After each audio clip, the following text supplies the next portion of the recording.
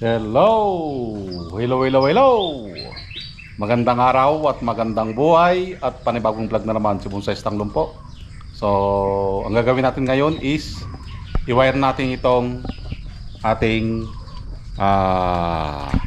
bonsai. Okay? Ito ay kamuning tulis. Ito yung nilinisan natin noong nakaraang araw. Okay? Kailangan nating maayos yung iba niyang mga sanga dahil hindi pa ito gaanong detailed ang kanyang mga sanga.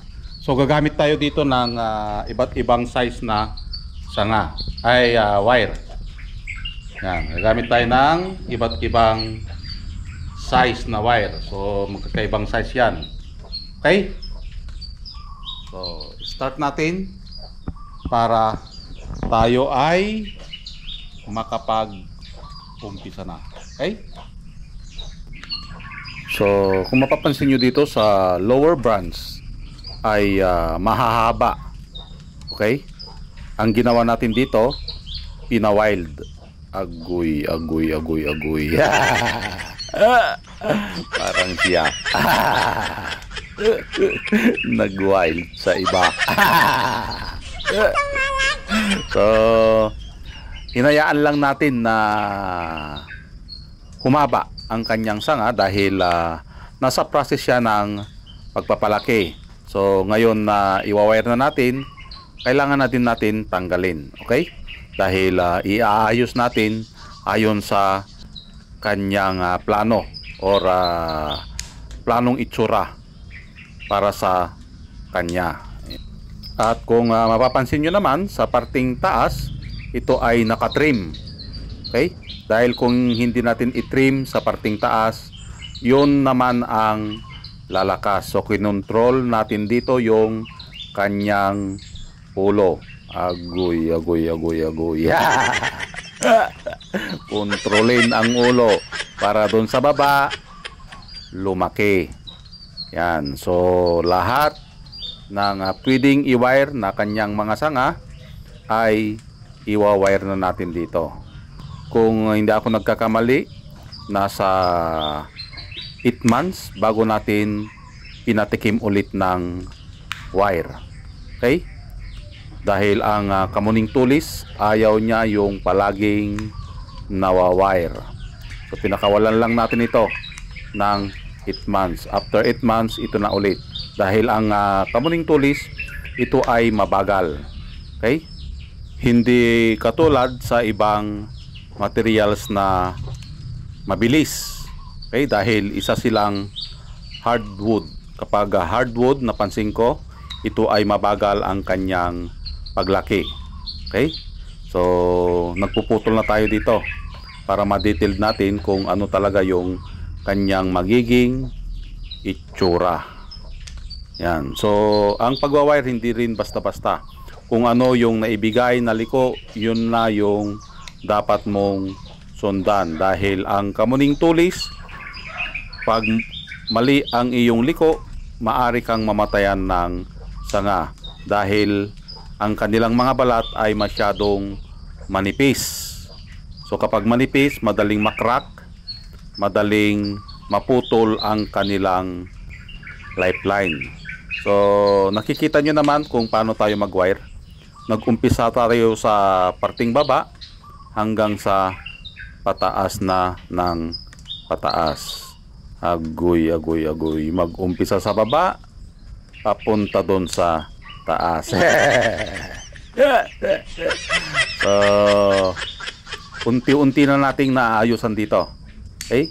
May mga pagbabago na sa lower branch. Nakikita nyo naman ang parting taas medyo wala pa sa ayos, at sa parting baba na nagkakaroon na ng forma dahil doon sa inilalagay nating bonsai wire or aluminum wire. Iba't ibang laki ng sanga, iba't ibang size din na wire ang ating gagamitin dito. Yan. So mabagal na tayong mag-wire dito dahil medyo tumataas na. Ito yung isa sa magiging problema ni Bonsai Tanglong po kapag mataas na ang kanyang winawire, nahihirapan na ito. Yan, katulad niyan, nahirapan tayong mag-wire dahil hindi na natin abot. Ang iniiwasan dito ay yung mabalian tayo ng sanga. Kaya kung mapapansin nyo, ang kanyang kamay dahan-dahan at isa na lang yung gumagalaw dahil na-out balance tayo dito. Yan, katulad niyan. Okay? So, unti-unti nang na-wire or nagkaroon ng forma ang kanyang mga sanga, unlike kanina na wala sa ayos. So, gawa ito ng mga wire na inilagay natin para maganda or gumanda ang kanyang forma. So, ayan guys, natapos na nating ayusan. Okay?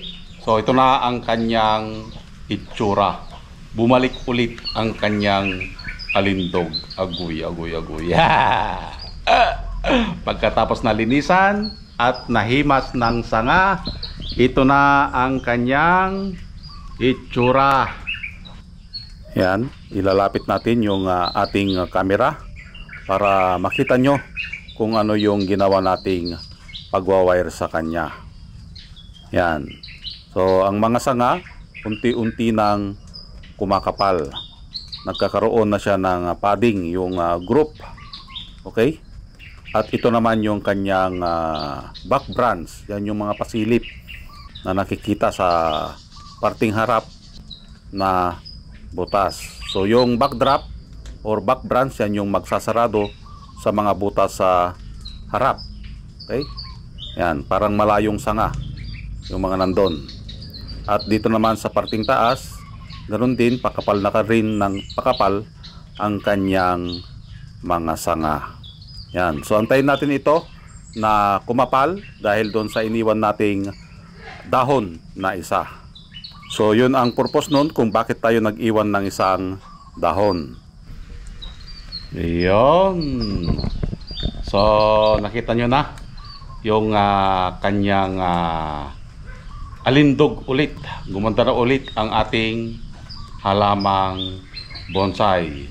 So, ang kamuning tulis ay napapabilang sa hindi kinakalbo na bonsai. Okay? Kayong mapapansin nyo, nagtira tayo dito ng dahon. Ayan o. Yan. Yan ang magsisip-sip sa tubig. Okay? Para patubuin niya yung mga naka-wire na sanga. Okay?